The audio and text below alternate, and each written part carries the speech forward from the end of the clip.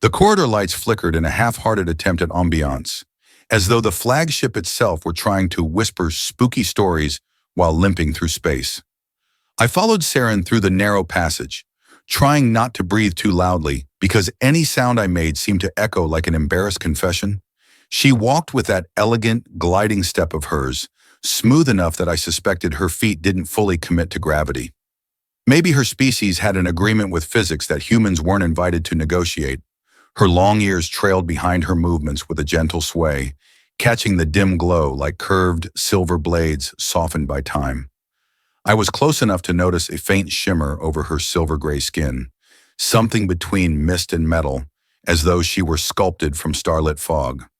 And then, in a moment of questionable judgment that would later be classified as spontaneous diplomatic improvisation, I murmured a compliment about how the corridor lights seemed to ask her permission before daring to touch her. The words slipped out quietly, but on this ship the quietest sound behaved like it had ambitions. She halted instantly. Her sudden stop was so precise I nearly collided with her back. I managed to stop myself at the last second, which saved both of us, but not my dignity. She turned toward me slowly, her expression unreadable, though her long ears tilted in a way that implied confusion, or possibly the early stages of plotting my demise. Her eyes held a luminous depth, like there was an entire council of tiny Sarens in there, debating how impolite humans were allowed to be before interstellar treaties were revoked. I raised my hands in surrender, which only made her brow lift slightly, not in anger, but in curiosity. That was worse. Curiosity meant she might ask questions, and I was currently operating with the intellectual clarity of a melting toaster. The ship hummed and groaned around us, drifting through unclaimed space. Somewhere deep inside its injured hull, engines worked tirelessly to push us away from the ruins we had escaped earlier. Those ruins had been full of collapsing stone, ancient inscriptions, and far too many opportunities for me to embarrass myself. I preferred the corridor. At least here, the worst thing I could trip over was my own tongue. For a long moment, she simply looked at me, as if replaying my words in her mind and trying to categorize them. Perhaps her people had a formal archive of compliments, and she was struggling to decide whether mine belonged under perplexing or possibly hazardous. "You addressed me," she finally said, her voice melodic but carrying a faint edge of disbelief. That wasn't a question, though it felt like one. "Yes," I answered, trying for professionalism and landing somewhere near flustered tourists. I mean, unless someone else here has long, elegant ears and a tendency to walk like a diplomatic ghost. She blinked once, slowly, a blink so deliberate it could have been a ceremonial gesture. "Humans offer such unusual statements," she said. Again, not quite a compliment, but definitely not an insult. I could work with ambiguous neutrality. I cleared my throat and nodded like I had just received a commendation. "We call them compliments," I explained. "A diplomatic practice, builds goodwill, morale, and occasionally mild panic when delivered unexpectedly." "Panic," she echoed, tilting her head. The movement caused her ears to curve gracefully with her. The word clearly fascinated her. I decided clarification was necessary before she assumed humans considered emotional collapse a social greeting. "Not real panic," I said quickly. "More like a surprised flutter in the chest. A pleasant one. Usually." She considered that. Her stare softened a little, though it remained piercing enough to make me wish I had worn a cleaner uniform. The ship creaked, punctuating the silence like a cosmic drum roll. Finally, she said, "I have not heard such a statement directed toward me before." For some reason, that admission carried far more weight than the quiet tone she used. I wanted to respond with something wise or empathetic, or at least less foolish than my usual output, but the words tangled. Before I could untangle anything, she added, "It was not unpleasant." My brain celebrated with the enthusiasm of a small marching band. "That is good," I replied, immediately regretting the simplicity. I attempted a recovery. "If you ever want more compliments, I can provide them. We have standard packages, premium packages, even subscription plans." Her lips curved slightly, not quite a smile, but close enough to feel like a rare astronomical event. Then she resumed walking, leaving me to follow her through the dim corridor, the air tinged with a strange new tension that felt neither dangerous nor unwelcome. And as the flagship drifted deeper into the starshot pathways, I realized something unsettling. The universe had just shifted, quietly, right between her turning and looking. The observatory doors parted with a soft hiss, releasing a wave of cool air that carried the faint scent of ozone and polished alloys. Saren stepped through first, her silhouette outlined by the swirling nebula outside the massive dome. It cast shifting hues of violet and gold across her silver-gray skin, making her look like she belonged to the light rather than the ship.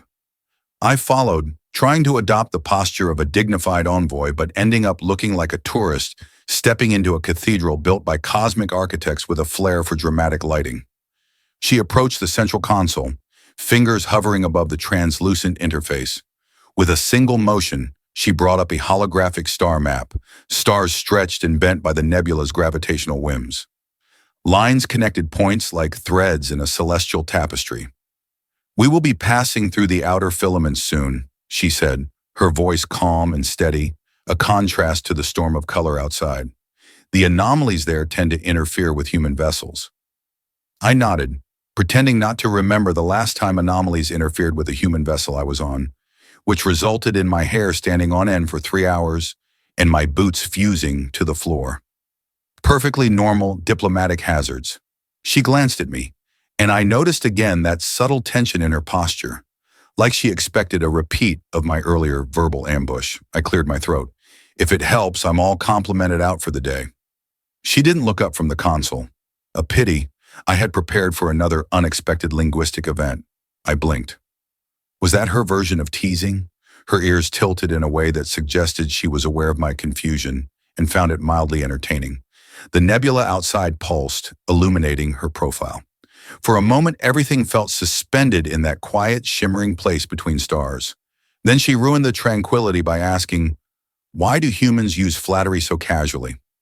I considered several answers, discarded most, and settled on the one closest to the truth. Because sometimes things are beautiful, and someone ought to say so. Also, because we panic when silence lasts longer than 5 seconds. Very culturally significant. She gave me a long, thoughtful look, as though weighing the sincerity of my explanation against the possibility that humans were simply hopelessly chaotic. The corner of her mouth lifted slightly. "I suppose chaos has its strategic uses." That sounded dangerously close to a compliment from her. I would have treasured it if she hadn't immediately followed with, "Though it does make your species inefficient." "Hey now," I said, raising a finger. "Inefficiency is how humans invent things, like diplomacy, and toasters, especially toasters." She blinked again, and her gaze drifted to the star map. A glowing filament extended across the hologram, pulsing with faint rhythmic vibrations. She tapped it gently. "This is where our next objective lies, an abandoned chamber once belonging to the fracture monks. We believe it holds residual data about the artifact we encountered." I nodded, though most of my attention was captured by how her long ears subtly angled toward the projection, almost as if they were listening to the stars themselves. She continued, unaware that my brain had wandered slightly off course. "The monks studied gravitational disturbances. Their records may reveal why the temple collapsed before we arrived." "Or," I offered, "they just had a very poor architect." She paused. "Do you mean structural incompetence?" "Absolutely. Maybe the monks were philosophical geniuses, but practical disasters. There's precedent. I once met a human professor who could calculate wormhole trajectories but routinely forgot to wear matching shoes. Her expression softened again, and she released a small sound, something between a laugh and a breath. It was delicate, like a note struck on some crystalline instrument. I felt oddly triumphant. Outside, the nebula shifted, casting streaks of bright turquoise through the observatory. They shimmered across her face, catching the edges of her ears. A tremor ran through the flagship, mild but enough to suggest that reality outside had opinions about our course. Saren steadied herself with one hand on the console. "The anomalies are increasing. We will need to make adjustments." I stepped closer, examining the map, though I understood only a fraction of what it displayed. "Can I help?" "Probably not," she said. then added after a moment. But your presence does not statistically worsen the situation. I gasped dramatically. Saren, that is almost affectionate. She tilted her head. Was it? I opened my mouth, then closed it again, feeling the limits of my diplomatic training crumbling. Before I could decide how to respond, she touched the console and the map zoomed outward, revealing dozens of possible routes like glimmering threads. Follow me, she said. There is something you must see. We walked toward a lower platform, where the dome tilted outward, giving a clearer view of the nebula swirling in colossal spirals. As we approached the glass, the ship passed through a region dense with drifting, crystalline matter. The fragments glimmered in the darkness like shards of frozen starlight. Saren stepped closer, her reflection merging with the cosmic debris outside. These particles, she murmured, are remnants of the old wars. My people call them memory ash. They contain echoes of resonance patterns from destroyed ships. Sometimes, if conditions align, they sing. I stared, awe stirring in my chest. That's incredible. And a little creepy. She nodded. Both can be true. One shard drifted close, spinning slowly. It pulsed with faint rhythm, like a heart remembering something. Saren watched it, her expression distant. I wondered what memories it stirred in her. Then she spoke quietly. When you complimented me earlier, it disrupted something I did not realize was fragile. I swallowed, feeling the air shift around us. Did it disrupt it in a good way, or in a please, do not ever do that again way? She didn't answer immediately. Her gaze remained fixed on the drifting shard. Finally, she said, I am still determining that. The flagship drifted onward, swallowed by the shifting colors of the nebula, and beside me Saren stood silent, her ears angled slightly forward, as though listening for an answer carried somewhere between the stars. The shuttle bay lights flickered overhead as if they were gossiping about us, which frankly they had earned the right to do. The moment Saren and I stepped inside, the lingering smell of coolant and half-burned plasma coils greeted us like an enthusiastic but slightly unhinged pet. Technicians rushed around us, adjusting equipment, recalibrating scanners, and arguing about whether the last anomaly had singed the shuttle's underside or merely given it a warm cosmic kiss. Saren ignored the chaos with her usual calm, gliding toward the vessel assigned for our next leg of the mission. I trailed after her, trying not to trip on anything that looked expensive. The shuttle itself was small but sleek, shaped like someone sliced a meteor in half and told it to behave. As we boarded, I noticed Saren brushing her fingers over the console, activating systems with the same gentle precision she used when analyzing star maps. Her long ears shifted slightly, a subtle sign of focus or maybe mild annoyance at how slowly human interfaces responded to her. Ready the coordinates, she said without looking up. The archive sentinel in this sector holds fragments of data about the gravity weapon. It should provide clarity. Clarity sounded optimistic given that the last archive we visited tried to vaporize me after deciding I resembled an unauthorized decorative plant. Still, I strapped myself into the co-pilot seat with a determination that said I would face the universe bravely as long as the universe did not throw anything sharp, glowing, or ethically questionable in my direction. The shuttle lifted smoothly from the deck, and as we exited the bay, the nebula's swirling colors faded into the deeper void. Silence settled over us, punctuated only by the faint hum of the engines. Saren navigated with effortless precision, her posture straight yet relaxed, as though she had flown between stars since infancy. After a few quiet minutes, she spoke. Humans often express things impulsively. Your earlier compliment is evidence of this. My grip tightened on the armrest. Was this going to be a continuation of Chapter 1's embarrassment? I chose my words carefully. Impulsively, yes. Unthinkingly, not always. She glanced at me with a look that lingered a fraction longer than necessary. And which category did your statement fall into? I hesitated. A bit of both, I admitted. She hummed softly, a sound like a distant harmonic resonance. Fascinating. Humans confuse even themselves. I laughed under my breath, constantly. It's part of our charm, or our curse. Sometimes both before lunchtime. She turned her attention back to the console, but I saw the faintest upward curve at the corner of her lips.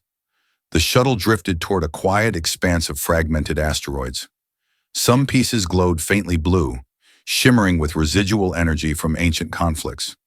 As we approached the Archive Sentinel, it came into view, a floating structure resembling a cathedral fused with a crystalline brain, pulsing with dim light. I felt my stomach twist.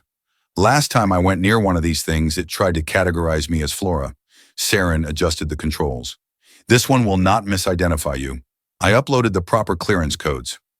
That's comforting, I said, though plants are very respectable life forms. She raised an eyebrow. Are you attempting humor to mask your anxiety? Absolutely. I find it therapeutic. The Sentinel's outer shell shifted as we neared, opening to reveal an entry passage illuminated by a soft lavender glow. The shuttle settled inside with a gentle thud. When the doors slid open, Saren stepped out with the confidence of someone who had never been mistaken for a houseplant. I followed her, less confidently.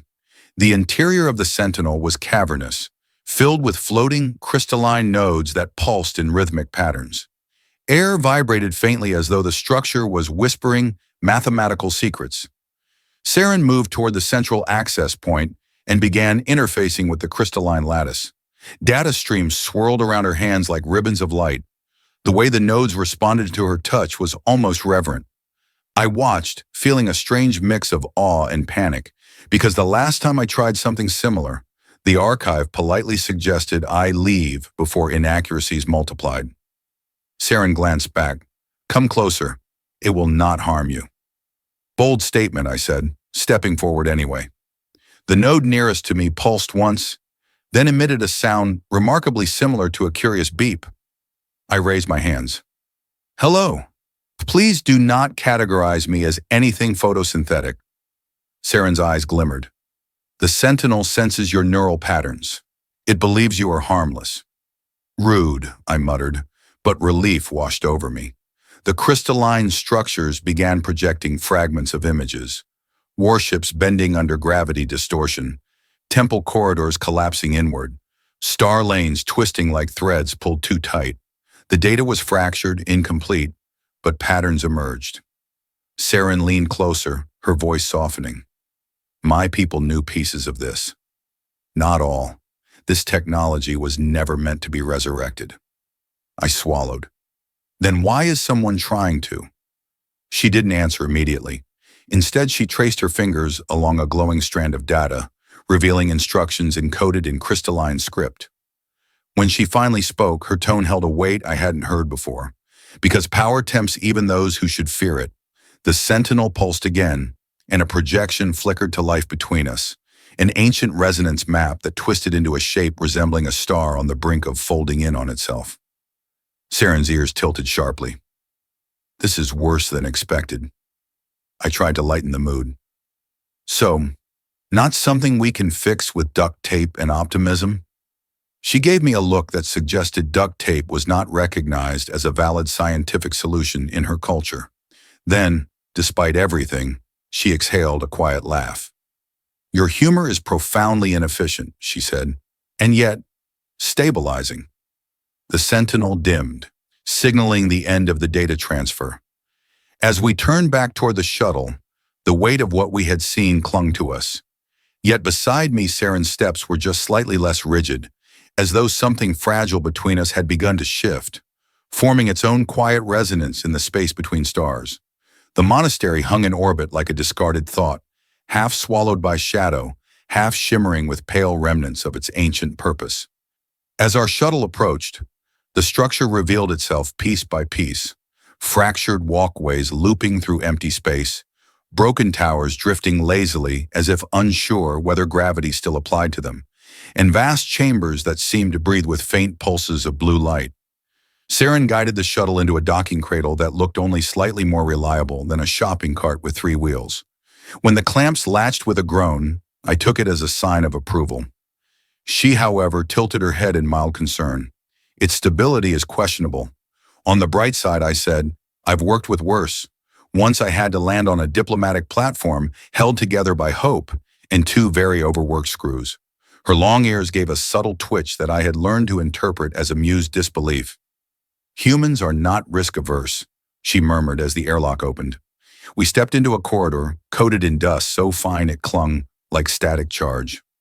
The air tasted faintly metallic, as though the monastery had been inhaling starlight for so long it forgot what oxygen was supposed to be. Resonance fields flickered along the walls, occasionally producing distorted echoes of footsteps that didn't belong to us. I paused. Is that normal? Saren glanced back at me. If you are referring to the phantom footfalls, yes. The monks used resonance meditation to imprint their movements on the structure. It is harmless. Harmless is a strong word in my vocabulary. She continued forward, unmoved by the auditory ghosts. The dim blue glow illuminated her outline, giving her an otherworldly aura that made the long curve of her ears even more striking. I followed, staying close enough to seem brave, but far enough to pretend I wasn't doing exactly that. The deeper we went, the more the air vibrated with subtle energy. Debris floated in several places where gravity had simply decided to take a break.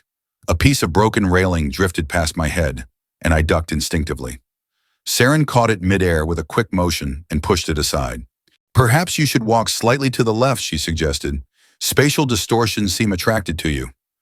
Great. Even physics flirts with me more often than people do. She stopped, turned to me, and made a sound suspiciously like a laugh. We reached the monastery's central chamber, where a vast circular platform hovered above a shimmering abyss of folded space. Pillars of fractured light rose and fell, like the slow breathing of some great slumbering creature. At the platform's center stood a console made of crystalline segments arranged with ceremonial precision. But we were not alone. 3 figures stood beside it, their silhouettes sharp against the luminous haze. Armor glinted with the angular patterns of Saren's people, but darker, more rigid. My stomach dropped. Splinter faction, I whispered. She stiffened, her ears angling sharply. Yes, they should not be here. One of the armored figures turned, spotting us. His voice echoed through the chamber, distorted by the resonance fields. Saren Talaray. You were not authorized to access this sacred archive. Saren stepped forward with the kind of poise that made me wonder if she ever experienced panic in the same dramatic way humans did. The archive belongs to all who seek to preserve the star lanes, she replied. You intend to use it to sever them. That is forbidden. The leader raised a crystalline device glowing with unstable energy. Forbidden? No. Necessary. Our world must be isolated before outsiders corrupt it. You travel with one even now. His glare snapped toward me like a targeting laser. I raised my hands. In my defense, I'm very low on the corruption scale, barely above houseplants. This did not help. Saren shifted subtly, positioning herself between me and the device. Her voice cut through the chamber. The weapon will destabilize the sector. You have not calculated the consequences. The consequences are acceptable, he snarled. The star lanes must be purified. With that, he activated the device. The chamber roared to life as gravity twisted violently, folding space in jagged spirals.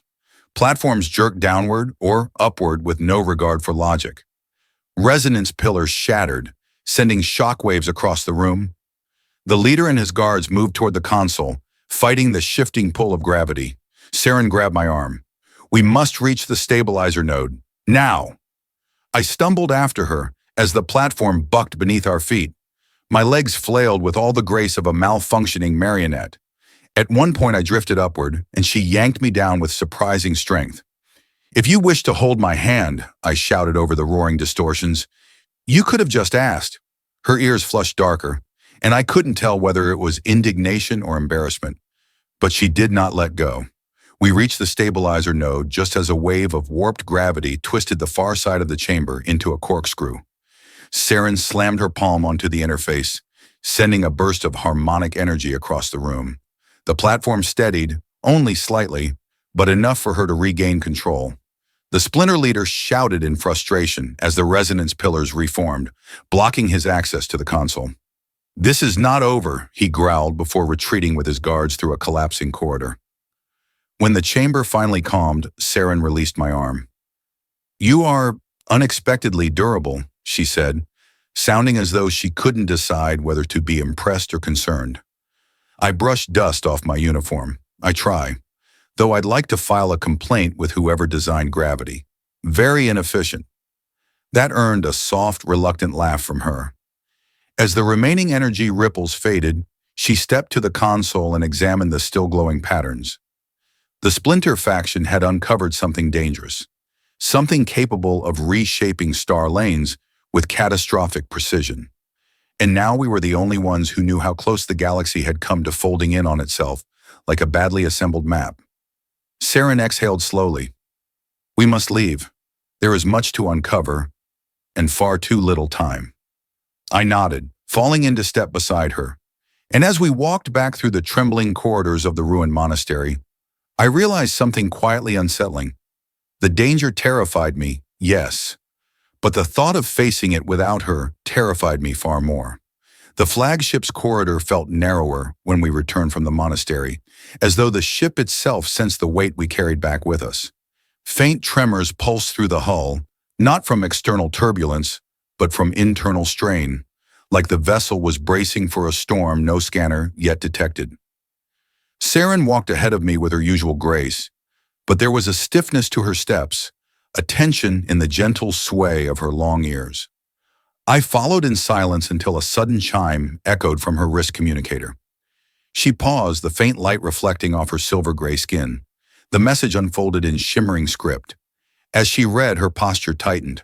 I didn't need to understand her language to recognize the tone of an unwelcome order. She dismissed the display with a gesture, but not quickly enough for me to miss the final line pulsing in crimson. Return the human envoy immediately. Terminate alliance risk, I swallowed. That sounds friendly. Her expression remained composed, but her voice carried a thin, brittle edge. It is a directive from the Citadel. They believe our mission compromises diplomatic stability. They want you sent home, preferably before I corrupt your entire star system with my chaotic charm. Her ears angled slightly downward, a rare sign of distress. This is not humorous. My people underestimate your involvement, and they fear what they do not understand. I stepped closer. What do they think is happening here? She hesitated, searching for words, as though the answer itself was a fragile object she feared handing to me. They believe I have allowed you too much influence, that I have become unfocused. Unfocused, I repeated, fighting a smile. Did they specify whether this unfocused state includes saving me repeatedly from collapsing temples, homicidal archives, and gravity having emotional breakdowns? Her gaze flickered upward in what might have been irritation or amusement. Perhaps both. Your presence alters my calculations. They believe this is dangerous. I raised a brow. Is it dangerous? She opened her mouth, closed it, and looked away. I took that as a maybe. Before I could press the subject, alarms echoed faintly through the ship, soft, distant pulses signaling incoming data. I glanced around. Should I be concerned? Always, she replied, but in this case only moderately. We reached the research deck, a chamber filled with holographic matrices and crystalline arrays humming with layered frequencies. Saren activated the central display, and the monastery's recovered data unfurled above us like a luminous spiderweb. Threads of energy converged at a point pulsing with volatile brightness. This is the weapon's harmonic core, she said. The Splinter faction seeks to reassemble it. The core binds gravitational folds to neural resonance patterns. Without understanding both, it remains unstable. I stared at the glowing node. And you think we can stabilize it without blowing ourselves into abstract art? Her ears twitched faintly. Possibly. The core requires dual input patterns. One logical, crystalline, one nonlinear, emotionally driven. Your neural signature matches the latter. I blinked. Wait. Are you saying my thought process is chaotic enough to interface with an ancient cosmic device that defies physics? Precisely. I'm honored. Concerned, but honored. She moved to a lower console, fingers dancing over the interface with practiced precision. I watched her work, fascinated by how focused she became, how her breathing slowed in sync with the oscillating lights. I realized then how much she had changed since our first meeting. The immaculate composure was still there, but cracks had formed, soft ones, through which something warmer shimmered. After a quiet moment, she said, "You do not fear this as much as you should." I shrugged. Fear and I have an understanding. It taps me on the shoulder and I pretend not to notice. "Humans are absurd," she murmured. Then unexpectedly she added, "But your absurdity has benefits." My chest warmed in a way I hoped wasn't visible. I leaned slightly closer. "You know, if you ever decided to give a human a compliment, that would count." She froze, then turned to me slowly. Her long ears adjusted, rising until their tips tilted forward. "I have been attempting to understand how humans deliver compliments," she admitted.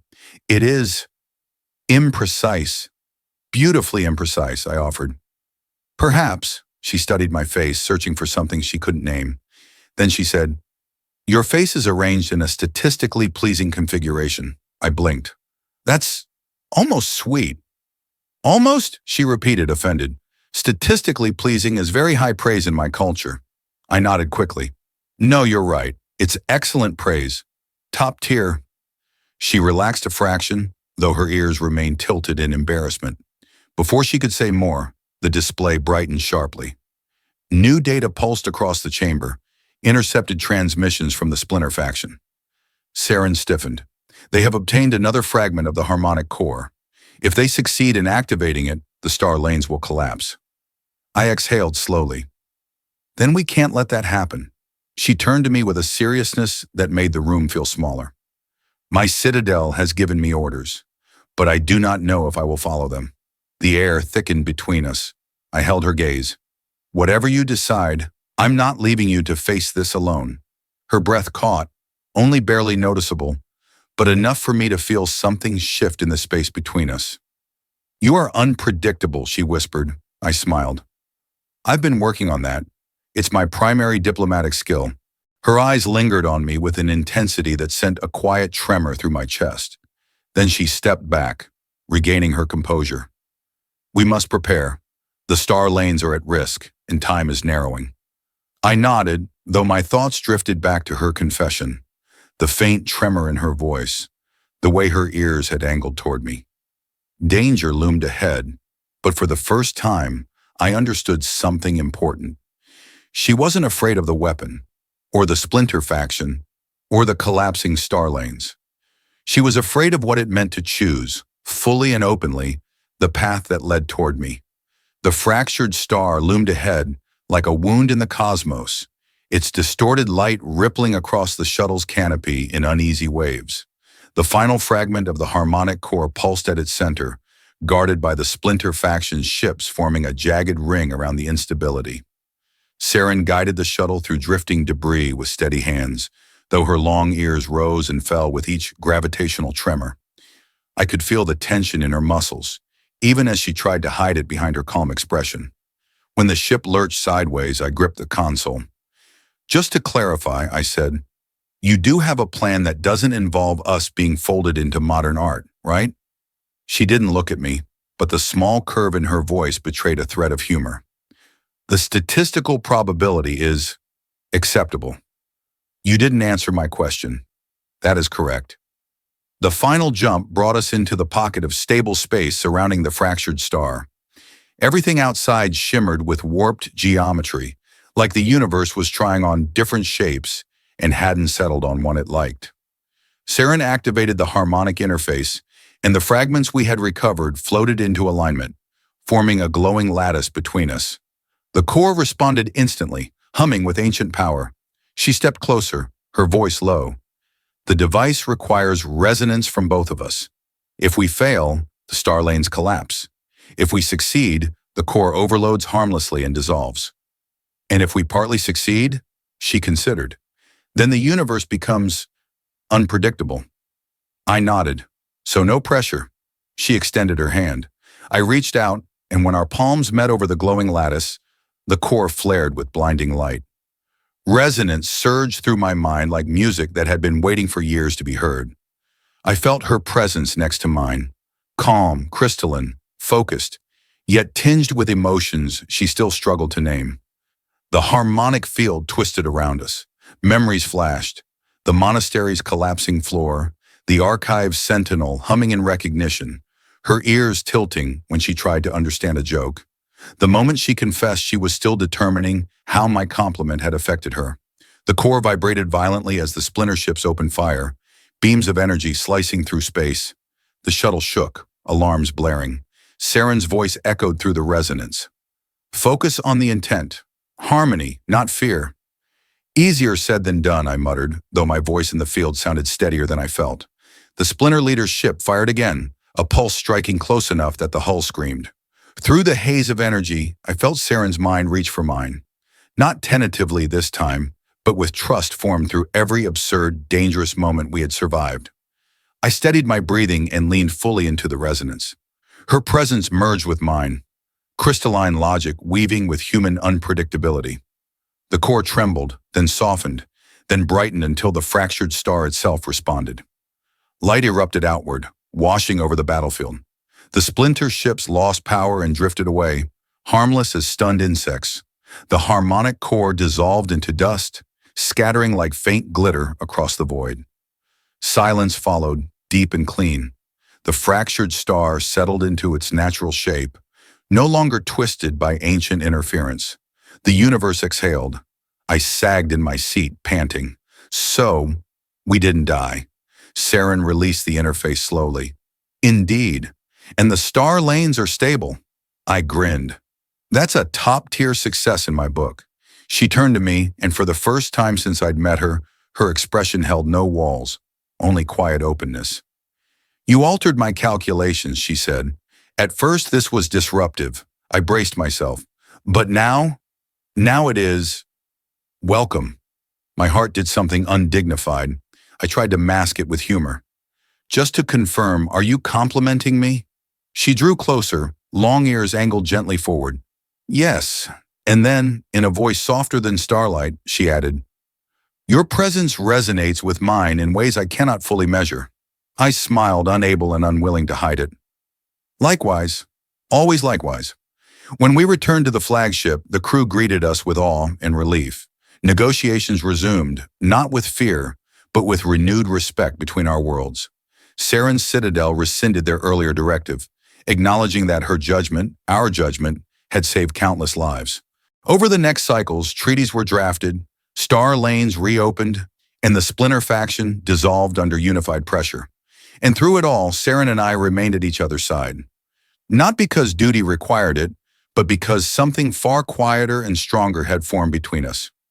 One evening, as we walked together through a corridor illuminated by soft star glow, I murmured another small compliment, unable to resist.